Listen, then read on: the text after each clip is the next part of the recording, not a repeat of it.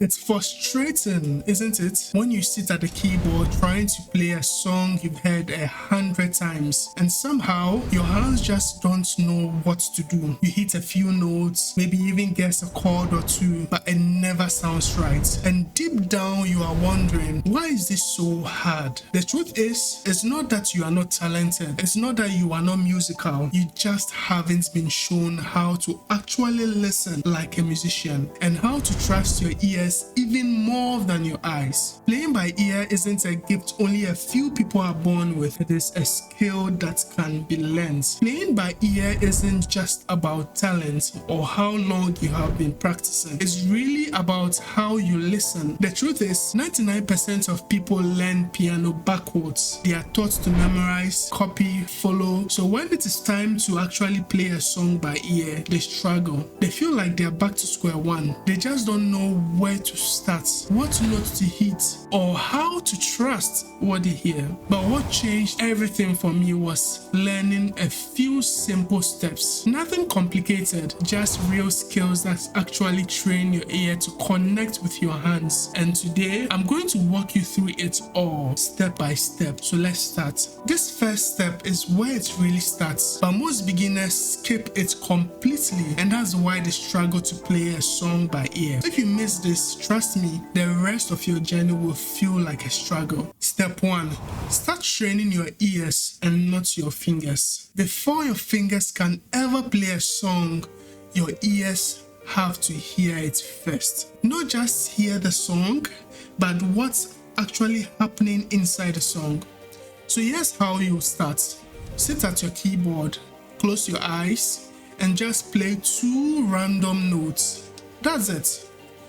2 random notes, and then you ask yourself, does this second note sound higher or lower?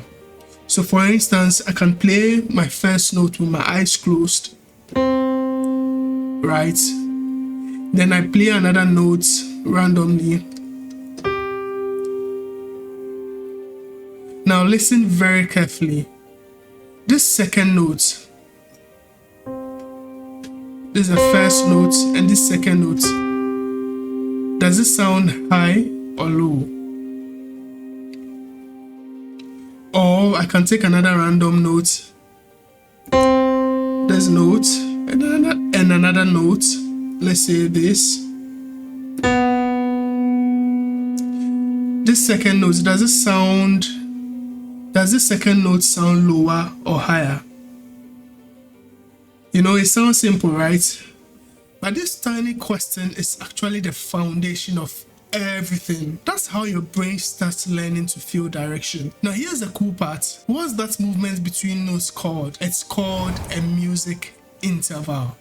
Don't worry about the name. It just means how far one note is from the next note. Some intervals are small, like walking up a stair, and some are big, like jumping over a puddle. And your ears can learn to hear the difference without knowing the note names. By the way, I'll be making a video just on the music intervals and how to really get the most out of them. So if you are watching this and that video is already out, it will help you connect everything for you. But if it's not out yet, don't worry. Just hit the subscribe button and tap the bell notification so that you don't miss it when I drop that video. And it's gonna make all this thing even clearer. Thank you. Now you need to do this exercise over and over again with different random notes. Now this is something you can use to help you make this even easier. Right, on the keyboard, once you move from the left to the right, the sound or the depth of the sound becomes thinner. So you have the farthest note on your left. This one is deep and heavy. Now when you go all the way up, it becomes thinner and lighter. Right, so from left to right, it's what moves from a very deep note all the way to a very light note. Okay, so from left to right, the notes become higher. Left is low, right is high, and vice versa. The same applies. So when you hit your first note and then you listen to the second note, you can use this to tell this one is lower or heavier than that. So that actually helps you to tell the difference between the notes. Don't worry about getting it perfect. The goal isn't to guess the notes, it is to hear movement. This exercise will help you recognize when a singer is walking up to a high note or dropping low into that rich emotional part of the song. That's the stuff your ears have to catch. Here's a quick ear challenge. Let's test your ears real quick. I'm going to play 2 notes. You just listen and ask yourself, did the second note go up or down? That's it. Don't overthink it. Just go with your guts. Are you ready? Let's go. Now listen to the first note. Keep that note in your mind. Close your eyes, please. All eyes closed. So listen. Keep this note in your mind. Now listen to the second note. Did it go up or down? Again, your first note, second note. Did the second note go up or down? If you said up, you are very correct. Now listen again. Your first note. Keep that in your mind. Now let's listen to the second note. How about this one? Is it low or up? If you said down or low, you are correct. Now listen to this one again. This last one is kind of sneaky. Listen with your eyes closed. Put this in your mind. Now listen to the second one. What do you think? Up or down? If your answer is up, you are correct. Now listen to the last example. First note, keep it in your mind. Now let's play the second note. Is it up, down? You are right. It's the same note. If you got 1 or 2 answers correct, you're already training your ears. And the best part, you can do this anytime. Just play 2 notes, guess, then check. Over time, your ears will sharpen like crazy. But how do you stop getting lost on the keyboard? You do this by finding a place the song can always come back to. That place is called the home base. Step 2, find the key of the song. Now, the next big question is, where does the song actually lead? This one step is the foundation of real music. We need to figure out the key of the song. Why? Because the key is like the home. That's the home address of the music. It tells you where the song starts and where it feels safe. And it also tells us where it usually ends. So how do you find it? Here's a quick and simple way to start. Play the song or hum that song in your head and try pressing a single notes on the keyboard until one of these notes that you play on the keyboard actually matches what you're humming. That note is probably the tonic or the key of the song. If you are not too sure, you can try this little trick. You listen for 1 second, sing along the singer, pause at the end of the song. Once you pause at the end, you hum that note, that last note that the song ended on. That note usually feels like the place the song settles on. Then next, you find that matching notes on the keyboard. That note is likely going to be your key. Now here's an example. I'm going to play a song for us and we'll use that to demonstrate. The title of the song is How He Loves Us by Coda. So here's a song. So we are going to listen. We are looking for the last note where the song is going to end. So as you are listening, you are playing it in your mind. Let's hum it. Right, so that side, that's where the song ended. How he loves us. Oh, it's no. So that's it. So Alex, how do you know that this note I'm humming with my mouth matches that of what I'm playing on the keyboard? That note agrees what you hum, right? So once you're able to locate that note, that becomes the key. So from there, all your chord choices become way easier. Now don't worry if you guess wrong a few times. That's part of ear training. The more you try, the more your ears will get it. Now just a heads up, if you really want to dive deeper into this, I have a full video that shows you how to exactly find the key of any song by ear, step by step. So it's already up. I'll link it here or in the description so that you can go and watch it and then master it. It's going to help you find the key very, very fast and make this whole process even easier. But either ways, like this video. This actually helps YouTube show it to other people like you who would benefit from a video like this. Now, alright, you have found your key, but how do you actually start playing something that sounds like music? You do it by learning just the 4 chords that keep up showing up in almost every worship song you've ever heard. Just 4 gospel chords. When you know these 4 gospel chords, you can play any worship, any song at all. Step 3, understand the 4 chords that show up in almost every key. This step is kind of like the shortcut no one talks about. You don't need to memorize every chord to sound good. You just need to learn only these 4. They are in almost every gospel and worship song. Once you hear them, you start recognizing songs in seconds. So in the key of C, these chords are C major, F major, G major, and A minor. So in the key of C, this is the diatonic scale.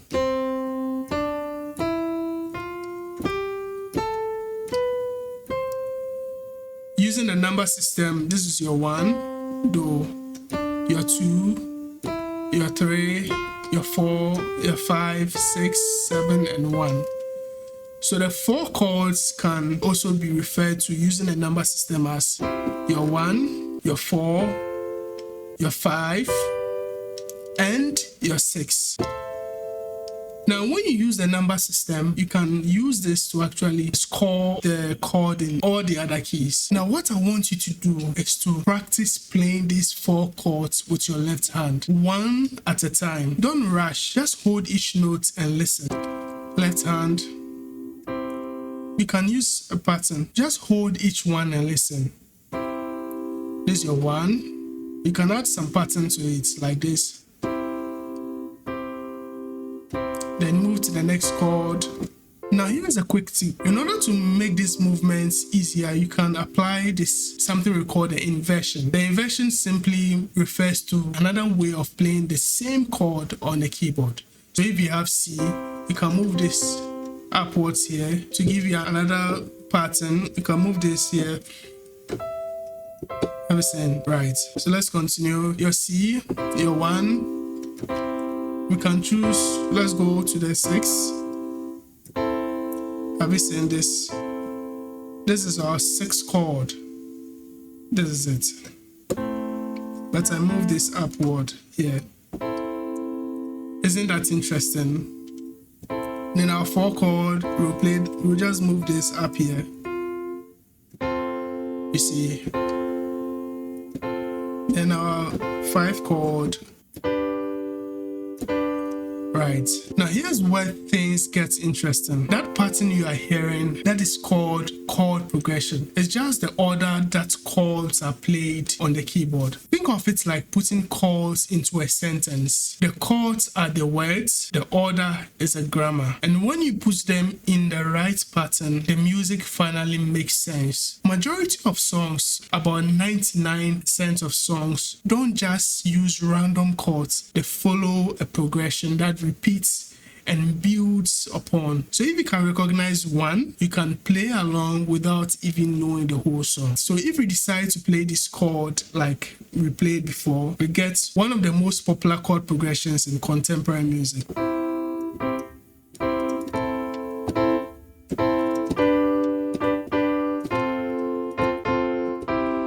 Right, so in the same song, this is our 1.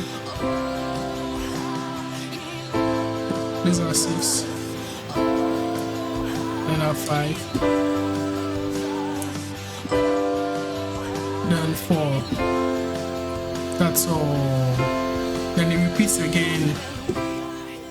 But the way, if you want to see how to instantly find the chord progressions of any song using these 4 chords, I have a dedicated video that goes into details how to know these chord progressions instantly with little effort. So just click here to watch the video. Now you've got the chords down, but if I told you the biggest shift happens before your fingers ever touches the key, that shift comes from learning to follow your own voice. Step 4, hum first, play second, finding the melody. Here's where most beginners get it wrong. They play first and listen second, but you actually have to switch this. This simple switch flips everything. Do this before you play. It might feel a little weird at first, but stick with me. Before you try to play anything, try to hum it loud. What are you humming? That's the melody. That's the main tune of the song, the part of the song you will sing if you were leading worship. So let's say you're trying to play, you are Alpha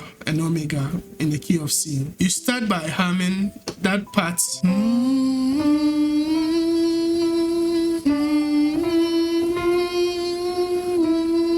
Even if you don't sing well, that's okay. You are not performing. You are just trying to find the shape of the melody with your voice. Now, slowly try to match these notes on the keyboard. Play a few notes until one of them sounds like the notes you hummed. So for instance,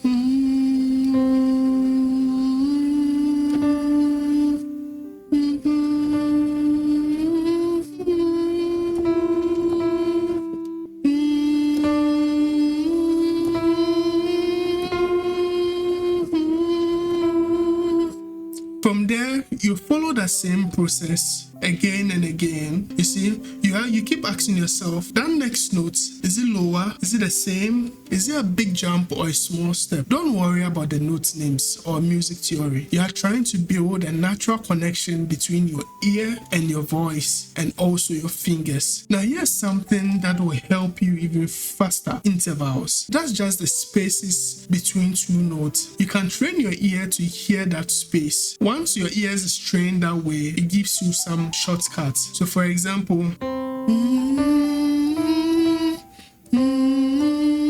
that's 2 notes. Let's say I already found the first note. Instead of guessing the second note, I can blindly ask myself, does the second note sound like a step up or a step down? So using interval, I can realize that the second note is higher than that of the first note. So this is it. So the distance between this and this is called what? A second. So with interval training, your ears will start saying things like, oh, that sounds like a second, or a third, or maybe a fifth. You see? So even if you don't know the names of them, you can feel the size of the jump, and then your ears can spot that size and move accordingly. It will help you know where next that note will probably go. So just subscribe, like this video, right, so that someone else like you can find it and then find value from it. Bonus tip, how to play in all the other keys. Okay, before we wrap up, let me show you a quick bonus that will save you a ton of headache later. This is something I wish someone had told me earlier on. Here's it. Let's say you already know the chord progression in the key of C, and now someone else goes to sing that same song in, let's say, the key of D. This is actually simple. What we're going to use is this number system. The number system makes it easier. So rather than to chord out this chord, the one chord as your C, E, and G, you call it out as your 1, 3, and 5. So when you go to D, our first chord is what? 1, 3, and 5. In the key of D, these are diatonic scale. 1, 2, 3, 4, 5, 6, 7, then 1. So 1, 3, and 5. Now we've got our first chord. What's our second chord? Our 6. Which is what? 6. 1, 2, 3, 4, 5, 6. 1, and then 3. Now let's go to our D. Where's our 6? 1, 2, 3, 4, 5, 6. Then our 1, then our 3. So using a number system, you can score all of the chords and then apply them in all of the other keys. So that gives you this R6, R5, then R4, then 1. If this video helped you even a little bit, do me a favor, hit that like button so that YouTube shows it to more people trying to learn just like you. And if you haven't already, make sure you subscribe, because I've got more step-by-step videos coming up that will break it all down in a way that finally makes sense. Also, I would love to hear from you. Drop a comment and let me know what clicked for you today. What was it? Was it the chords, the ear training, or maybe something you've been struggling with that we can talk about in a future video? And if you are still not sure how to even find the key of a song, don't worry, that's exactly what this video covers. And trust me, it's way easier than you think. Go check it out when you're ready. Bye.